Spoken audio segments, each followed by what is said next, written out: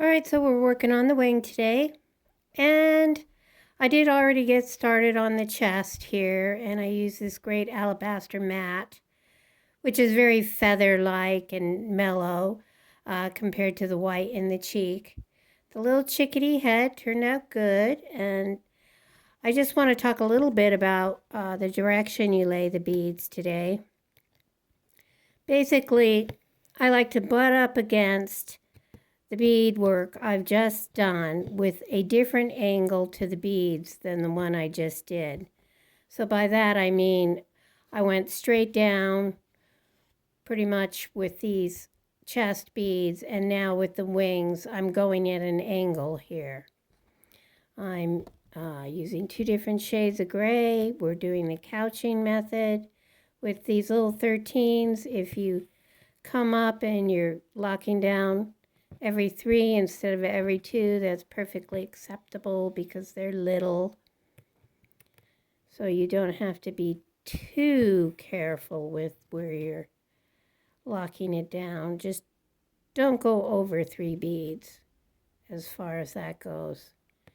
You want it to be nice and tight, because keep in mind this is going to be curved around a cuff. Okay, one more gray. Yeah, when you put things on a curve, you want to make sure everything is locked down tight. Okay. Now we'll go back and fill this in over here.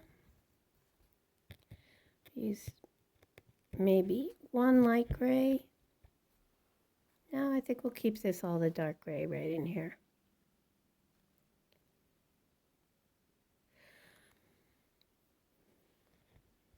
I was thinking about the chickadees today, and they are so cute and tiny. I was thinking, is this the actual size of a chickadee, this piece of beadwork?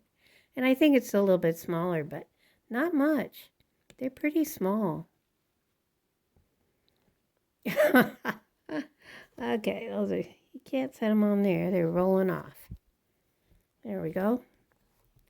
4 beads. Lock down.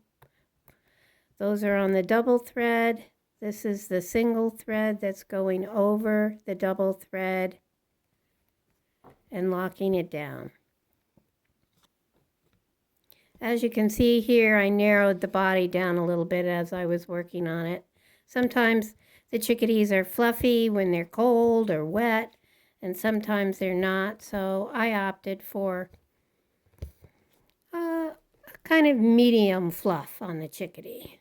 Okay, now I'm going to add some gray, dark gray, and then some light gray. Maybe 4 dark gray and 3 light gray. Let's see. Yeah, 5 light gray.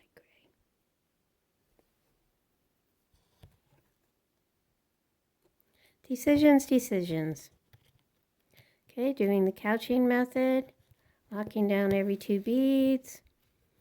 Basically, this is the primary method you'll be using for the kit, and you know, you will have the photograph to look at as far as the direction you lay the beads. You can look right at it and use my choice, or if you want to experiment, feel free to do your own thing and lay in whatever direction you want.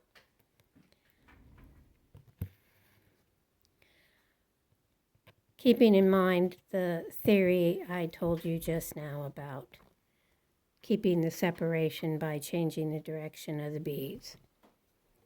All right, so that's what we're worked on today, and this is primarily the method we're going to be using through the whole kit. So I'll probably come back and do a little demonstration of the berries or the leaves or something, and then we'll move on to the background.